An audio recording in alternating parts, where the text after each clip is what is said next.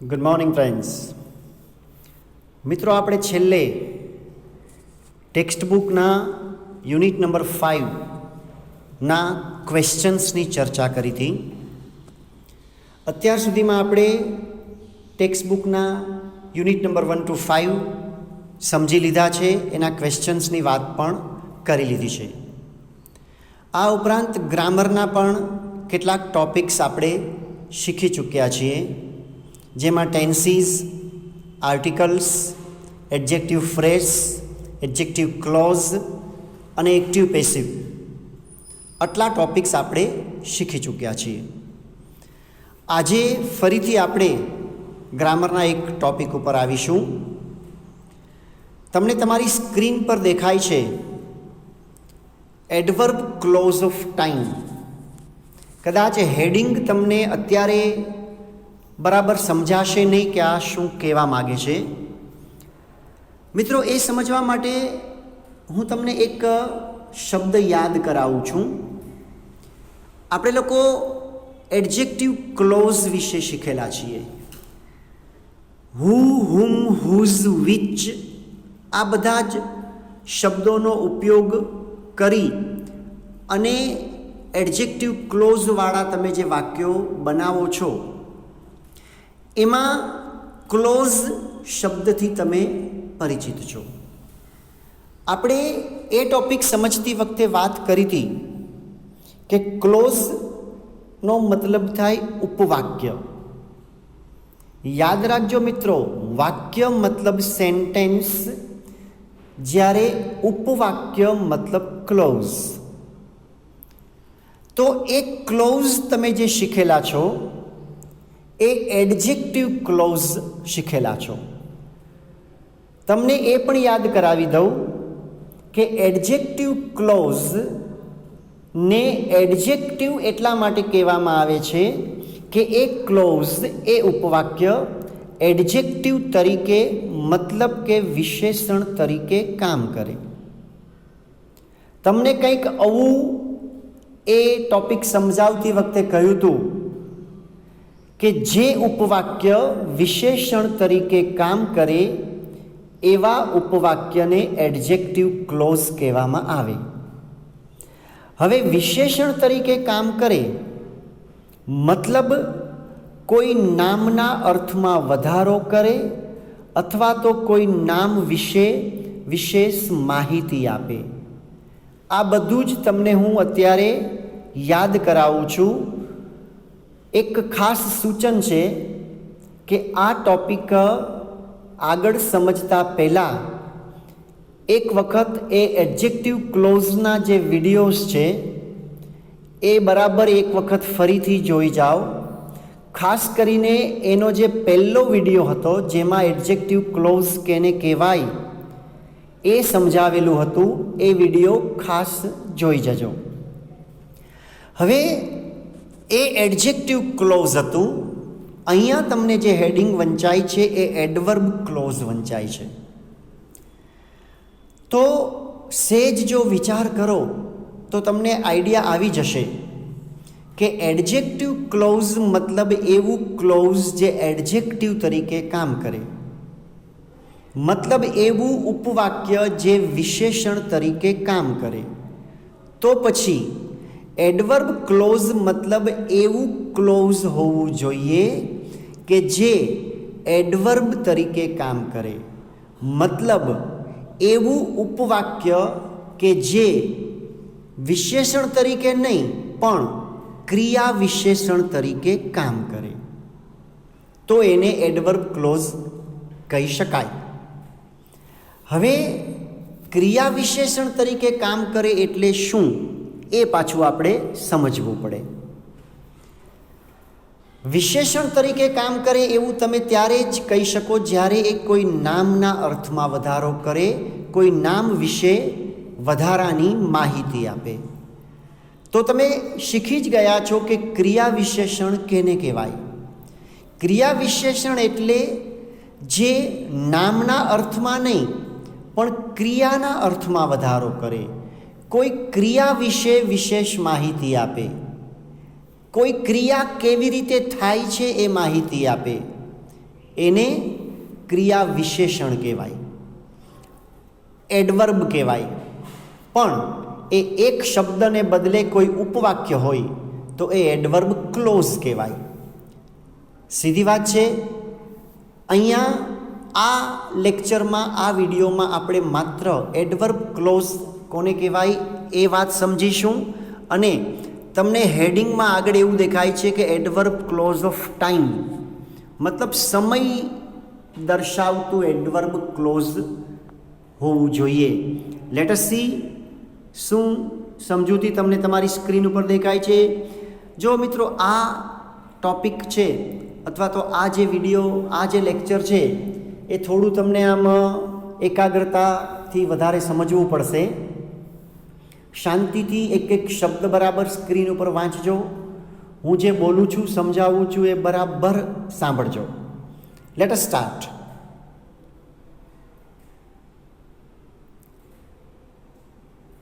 આપણે જાણીએ છીએ કે એડવર્બ એટલે ક્રિયા વિશેષણ, મેં હમણાં જ કહ્યું તમને. અને ક્રિયા વિશેષણ એટલે જે ક્રિયાના અર્થમાં વધારો કરે અથવા ક્રિયા વિશે વિશેષ માહિતી આપે તે. જે કોઈ પણ, પછી એ શબ્દ હોય કે ઉપવાક્ય હોય, એ કોઈ ક્રિયા વિશે વિશેષ માહિતી આપે એટલે તમે એને ક્રિયા વિશેષણ કહી શકો. આગળ જોઈએ. આપણે એ પણ જાણીએ છીએ કે ક્લોઝ એટલે ઉપવાક્ય. જો પહેલાં આપણે એવી વાત કરી કે એડવર્બ એટલે ક્રિયા વિશેષણ, હવે આપણે એવું કહીએ છીએ કે ક્લોઝ એટલે ઉપવાક્ય, અને આ પણ તમે જાણો છો, શીખેલા છો. તેથી એડવર્બ ક્લોઝ એટલે એવું ઉપવાક્ય કે જે ક્રિયા વિશેષણ તરીકે કામ કરે. બહુ સીધી વાત છે. ઉપવાક્ય છે એટલે ક્લોઝ છે. કોઈ ક્રિયા વિશે વિશેષ માહિતી આપે છે, મતલબ એ ક્રિયા વિશેષણ પણ છે, મતલબ કે એડવર્બ છે. ક્લોઝ પણ છે, એડવર્બ પણ છે, એટલા માટે એ એડવર્બ ક્લોઝ છે. બરાબર સમજો. આગળ વાંચો. હવે આ જે એડવર્બ ક્લોઝ હોય ને મિત્રો, મતલબ આ જે ઉપવાક્ય જે ક્રિયા વિશેષણ એટલે કે એડવર્બ તરીકે કામ કરે છે, એ ક્રિયા વિશેષણ આગળ વાંચો શું છે. જો એડવર્બ ક્લોઝ ક્રિયાના સમય મતલબ કે ટાઈમ વિશે માહિતી આપે તેને એડવર્બ ક્લોઝ ઓફ ટાઈમ કહી શકાય. મતલબ કોઈ એડવર્બ ક્લોઝ હોય, આપણે વાત કરીએ પ્રમાણે કે એડવર્બ ક્લોઝ છે એ એનું કામ શું છે? કોઈ ક્રિયા વિશે વિશેષ માહિતી આપવાની. હવે વાક્યમાં જે એડવર્બ ક્લોઝ હોય ને, એ ક્રિયા વિશે વિશેષ માહિતી તો આપે, પણ એ વિશેષ માહિતી જો ક્રિયાના સમય અંગે હોય તો એ જે એડવર્બ ક્લોઝ હોય કે જે સમય વિશે માહિતી આપે એને એડવર્બ ક્લોઝ ઓફ ટાઈમ કહી શકાય. જો શું લખેલું છે સ્ક્રીન પર, આ બાબત આપણે નીચેના ઉદાહરણ દ્વારા સમજીએ. જાણે તમે મારી સામે ક્લાસરૂમમાં બેઠા હો, હું તમને બોર્ડ ઉપર આ વસ્તુ સમજાવતો હોઉં, એવી જ રીતે આપણે મોબાઈલના સ્ક્રીન ઉપર આ વસ્તુને સમજાવવાની કોશિશ અત્યારે કરીએ છીએ. માત્ર તમારી પાસેથી એક જ અપેક્ષા કે પૂરેપૂરું લેક્ચર એકી સાથે એક બેઠકે બરાબર એક વખત સમજી લેજો. શું ઉદાહરણ આપેલું છે? જો બોલ્ડ અક્ષરે લખેલું છે, જ્યારે હું ઘરે પહોંચ્યો ત્યારે મહેમાનો મારી રાહ જોઈ રહ્યા હતા. માની લો કે એક અહીંયા વાક્ય છે. હવે આગળ વાંચો. ઉપરના ઉદાહરણમાં જ્યારે હું ઘરે પહોંચ્યો ત્યારે એ ઉપવાક્ય પોતાનો સંપૂર્ણ સ્વતંત્ર અર્થ ધરાવતું નથી. આ વસ્તુ સમજાવવા માટે સહેજ તમને એક વાત કહું. કે ઉપર જે વાક્ય લખેલું છે, જ્યારે હું ઘરે પહોંચ્યો ત્યારે મહેમાનો મારી રાહ જોઈ રહ્યા હતા, એ આખે આખું સળંગ એક વાક્ય છે. પણ ખરેખર તો તમે વિચાર કરો ને તો એ બે વાક્યોને જ્યારે અને ત્યારેથી જોડેલા છે. એ બે અલગ અલગ વાક્યો આવા હોઈ શકે. હું ઘરે પહોંચ્યો આ પહેલું વાક્ય, બીજું વાક્ય મહેમાનો મારી રાહ જોઈ રહ્યા હતા. હવે આ બંને વાક્યોને જોડી દીધા છે જ્યારે અને ત્યારેથી. એનો મતલબ એમ કે આ વાક્યની અંદર બે ઉપવાક્યો છે. હવે પહેલું ઉપવાક્ય કંઈક આવું છે, જ્યારે હું ઘરે પહોંચ્યો ત્યારે. જો મિત્રો, ગુજરાતી ભાષામાં આપણે જ્યારે અને ત્યારે એવા બે અલગ અલગ શબ્દો વાપરીએ છીએ. અંગ્રેજી ભાષામાં આના માટે એક જ શબ્દ તમારે વાપરવાનો છે, જે આપણે આગળ ઉપર જોઈશું હમણાં જ. તો જ્યારેથી શરૂ કરી અને ત્યારે સુધીનો જે કટકો છે એ એક ઉપવાક્ય છે, અને બીજું ઉપવાક્ય છે મહેમાનો મારી રાહ જોઈ રહ્યા હતા. હવે આમાંનું પહેલું ઉપવાક્ય જે છે ને, જો અહીંયા તમને સ્ક્રીન ઉપર લખેલું છે, ઉપરના ઉદાહરણમાં જ્યારે હું ઘરે પહોંચ્યો ત્યારે, એ ઉપવાક્ય પોતાનો સ્વતંત્ર સંપૂર્ણ અર્થ ધરાવતું નથી. આ તમને ન સમજાય તો જરા સમજાવી દઉં. માની લો કે આ જે ઉપવાક્ય છે ને, જ્યારેથી શરૂ કરીને ત્યારે સુધીનું, આટલું જ ઉપવાક્ય તમે વાંચો ને તો તમને કંઈક અધૂરું હોય એવું લાગશે, સંપૂર્ણ અર્થ નીકળતો હોય એવું લાગશે નહીં. જ્યારે હું ઘરે પહોંચ્યો ત્યારે એટલું બોલીને માની લો કે હું અટકી જાઉં તો તરત જ તમને મનમાં પ્રશ્ન થશે, જિજ્ઞાસા થશે કે ત્યારે શું, આગળ તો બોલો. મતલબ વાક્ય તમને અધૂરું લાગશે, અને એ ઉપવાક્ય જે અધૂરું લાગે છે, સંપૂર્ણ અર્થ ધરાવતું નથી, સ્વતંત્ર અર્થ ધરાવતું નથી. આગળ વાંચો. આવા ઉપવાક્યને ગૌણ ઉપવાક્ય કહે છે. વાક્યના બે ઉપવાક્ય આપણે બનાવ્યા. એક ઉપવાક્ય જ્યારેથી શરૂ કરીને ત્યારે સુધીનું એક પહેલું ઉપવાક્ય છે, પણ એ સંપૂર્ણ અર્થ ધરાવતું નથી. આવા ઉપવાક્યને ગૌણ ઉપવાક્ય કહેવાય. બરાબર સમજી લેજો. ઇંગ્લિશમાં એને સબોર્ડિનેટ ક્લોઝ કહેવામાં આવે છે, ધ્યાન રાખજો. આગળ જોઈએ. મહેમાનો મારી રાહ જોઈ રહ્યા હતા. હવે બીજું ઉપવાક્ય. એ ઉપવાક્ય પોતાનો સંપૂર્ણ સ્વતંત્ર અર્થ ધરાવે છે. તમને એમ થાય કે સર એમ કહી દે કે આ સંપૂર્ણ અર્થ ધરાવતું નથી ને આ સંપૂર્ણ અર્થ ધરાવે છે, એટલે એવું થોડું માની લેવાનું હોય. કશો વાંધો નહીં, તમે આ ઉપવાક્ય વાંચો, બધું જ ભૂલી જાઓ. માત્ર આટલું જ તમને કહેવામાં આવે કે મહેમાનો મારી રાહ જોઈ રહ્યા હતા, તો એમાં તમને કશું અધૂરું હોય એવું લાગતું નથી. તમારા મનમાં કોઈ પ્રશ્ન નથી ઉઠતો. તમને એમ નથી થતું કે હમણાં બોલનાર હજી કંઈક આગળ બોલશે. જ્યારે પહેલું ઉપવાક્ય હતું એમાં તમને એમ હતું કે હજી કંઈક માહિતી બાકી છે, હમણાં આવશે ત્યારે શું એમ કરીને. જ્યારે આમાં એવું કશું નથી. આ સંપૂર્ણ અર્થ ધરાવે છે, અધૂરું નથી લાગતું, સ્વતંત્ર અર્થ ધરાવે છે એવું ઉપવાક્ય છે. અને એટલે આને ગૌણ ઉપવાક્ય નહીં પણ મુખ્ય ઉપવાક્ય કહેવામાં આવે, અને ઇંગ્લિશમાં એને મેઇન ક્લોઝ કહેવામાં આવે. ટૂંકમાં મિત્રો, વાક્યના બે ક્લોઝ બનાવ્યા, એક સબોર્ડિનેટ ક્લોઝ, એક મેઇન ક્લોઝ. મેઇન ક્લોઝ છે એ સ્વતંત્ર અર્થ ધરાવે છે, જ્યારે સબોર્ડિનેટ ક્લોઝ છે એ સ્વતંત્ર અર્થ ધરાવતું નથી. બીજી વાત કરીએ તો આમ પણ કહી શકાય કે સબોર્ડિનેટ ક્લોઝનો અર્થ તમને પૂરેપૂરો ત્યારે જ સમજાય જ્યારે મેઇન ક્લોઝ એની ભેગું ભળે. મતલબ સબોર્ડિનેટ ક્લોઝને મેઇન ક્લોઝની જરૂર છે. જ્યારે એનાથી ઉલટું, મેઇન ક્લોઝને સબોર્ડિનેટ ક્લોઝની જરૂર નથી. મેઇન ક્લોઝ એકલું પણ સ્વતંત્ર અર્થ ધરાવે છે. ઓકે, આગળ જોઈએ.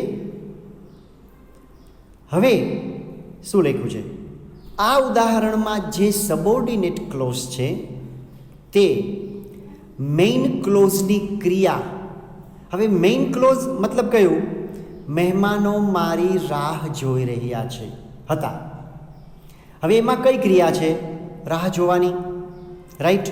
મેઇન ક્લોઝની અંદર ક્રિયા કઈ છે? રાહ જોવાની. આ બરાબર મગજમાં રાખજો. હવે સબોર્ડિનેટ ક્લોઝ જે છે, મતલબ જ્યારે હું ઘરે પહોંચ્યો ત્યારે, આ જે ક્લોઝ છે એ મેઇન ક્લોઝની જે ક્રિયા છે ને રાહ જોવાની, એના સમય વિશે વાત કરે છે. મતલબ મહેમાનો મારી રાહ જોઈ રહ્યા હતા, મતલબ રાહ જોવાની જે ક્રિયા હતી એનો સમય કયો? તો કયો સમય? જ્યારે હું ઘરે પહોંચ્યો ત્યારે એ સમય. મતલબ માની લો કે હું 12 વાગે ઘરે પહોંચ્યો તો મહેમાનો મારી 12 વાગે રાહ જોતા હતા. હું 3 વાગે ઘરે પહોંચ્યો તો મહેમાનોની રાહ જોવાની ક્રિયા છે એનો સમય કયો? 3 વાગ્યાનો. તો જ્યારે હું ઘરે પહોંચ્યો ત્યારે એ ઇનડાયરેક્ટલી સમય દર્શાવે છે. શેનો સમય? રાહ જોવાની ક્રિયાનો સમય. હવે રાહ જોવી એ એક ક્રિયા છે અને એના વિશે વધારાની વાત કરે છે કોણ? જ્યારે હું ઘરે પહોંચ્યો ત્યારે. એ રાહ જોવાની ક્રિયાનો સમય દર્શાવે છે. તમને અહીંયા સીધો સમય 12 વાગ્યાનો કે 2 વાગ્યાનો કે 3 વાગ્યાનો એવું આપેલું નથી. એને બદલે આડકતરી રીતે સમય કઈ રીતે આપેલો છે? જ્યારે હું ઘરે પહોંચ્યો ત્યારે એ સમય, બસ. પછી હું જે સમયે પહોંચ્યો હોઉં એ. તો એ જે ઉપવાક્ય છે એ રાહ જોવાની ક્રિયા વિશે વિશેષ માહિતી આપે છે, વધારાની માહિતી આપે છે કે રાહ જોવાની ક્રિયા ક્યારે થઈ.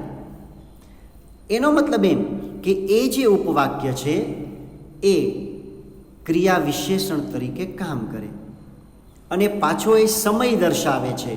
એટલા માટે એ એડવર્બ ક્લોઝ ઓફ ટાઈમ છે એવું કહી શકાય. જો બરાબર શું લખ્યું છે?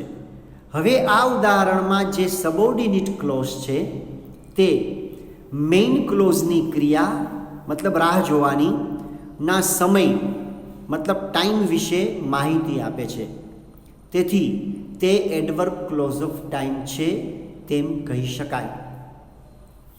હજુ વધારે ડિટેલમાં સમજવા માટે આપણે આ વસ્તુને અંગ્રેજીમાં બતાવીએ. જુઓ હવે આ ઉદાહરણને અંગ્રેજી ભાષામાં દર્શાવવું હોય તો નીચે મુજબ દર્શાવી શકાય.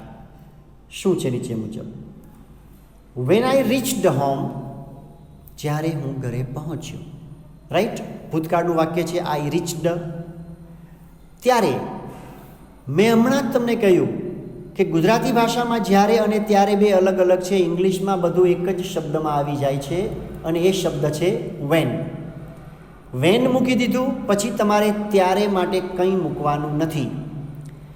વેન આઈ રીચ્ડ હોમ માત્ર કોમા કરી દો અને મહેમાનો રાહ જોઈ રહ્યા હતા એ લખી નાખો. The guests were waiting for me. રાહ જોઈ રહ્યા હતા ચાલુ ભૂતકાળની ક્રિયા બતાવે છે, એટલા માટે વર વેઇટિંગ ફોર મી. આને પણ વિગતવાર સમજાવેલું છે. જુઓ બરાબર. અહીં when I reached home a subordinate clause છે. When I reached home a subordinate clause શું કામે છે? કારણ કે માત્ર તમે એટલું જ બોલો કે વેન આઈ રીચ્ડ હોમ તો તમને અધૂરું લાગે છે, એટલે એ સબોર્ડિનેટ ક્લોઝ છે. અને the guests were waiting for me, મહેમાનો મારી રાહ જોઈ રહ્યા હતા, એ સંપૂર્ણ છે અને એટલે એ મેઇન ક્લોઝ છે. બરાબર તમને ખ્યાલ આવી ગયો હશે કે સબોર્ડિનેટ ક્લોઝ છે એ સબોર્ડિનેટ એટલા માટે છે કે એ અધૂરું છે. મેઇન ક્લોઝ એટલા માટે મેઇન છે કે એ સંપૂર્ણ અર્થ ધરાવે છે. છેલ્લે શું લખેલું છે વાંચો. સબોર્ડિનેટ ક્લોઝ સમય દર્શાવે છે, તેથી તે એડવર્બ ક્લોઝ ઓફ ટાઈમ છે. હવે અહીંયા સમય દર્શાવતું ક્લોઝ કયું છે? Subordinate clause. કારણ એ મેઇન ક્લોઝની ક્રિયા જે છે, વેઇટિંગની ક્રિયા, રાહ જોવાની ક્રિયા, એનો સમય દર્શાવે છે. અને એ સમય દર્શાવે છે પણ પાછું અધૂરું છે, અપૂર્ણ છે. એટલે એ સબોર્ડિનેટ તો છે જ, પણ ક્રિયા વિશે માહિતી આપે છે, રાહ જોવાની ક્રિયા વિશે, એટલા માટે એ એડવર્બ છે. પણ પાછી એના સમય વિશે માહિતી આપે છે, એટલે એ એડવર્બ ક્લોઝ ઓફ ટાઈમ છે. તો એ જે સબોર્ડિનેટ ક્લોઝ છે એ એડવર્બ ક્લોઝ ઓફ ટાઈમ છે. તમને મિત્રો આ આખા પોઈન્ટની મુખ્ય બાબત સમજાઈ ગઈ હશે કે એડવર્બ ક્લોઝ શું છે, એડવર્બ ક્લોઝ ઓફ ટાઈમ શું છે, સબોર્ડિનેટ ક્લોઝ કોને કહેવાય, મેઇન ક્લોઝ કોને કહેવાય. એ બરાબર એક વખત આ વિડીયો જોશો તો કદાચ નહીં સમજાય. તમે આને 2 કે 3 વખત શાંતિથી રિપીટેડલી સાંભળજો અને જોજો. એક વસ્તુ કહી દઉં કે વાક્યના જે 2 ભાગ પડે, સબોર્ડિનેટ ક્લોઝ અને મેઇન ક્લોઝ, એમાં જે સબોર્ડિનેટ ક્લોઝ હોય ને એ જ આપણું એડવર્બ ક્લોઝ હોય. પછી એ એડવર્બ ક્લોઝ જો સમય બતાવતું હોય તો એ એડવર્બ ક્લોઝ ઓફ ટાઈમ છે. આગળ ઉપર બીજા એડવર્બ ક્લોઝ પણ આપણે સમજવાના છે, પણ અત્યારે માત્ર આપણે એડવર્બ ક્લોઝ ઓફ ટાઈમ ઉપર ફોકસ કરવાનું છે. આના વિશે વધારે ડિટેલમાં હજુ નેક્સ્ટ આપણે લેક્ચરમાં વાત કરીશું. ત્યાં સુધી આ વિડીયો બરાબર રિપીટેડલી જોઈ રાખજો. Good bye, stay safe.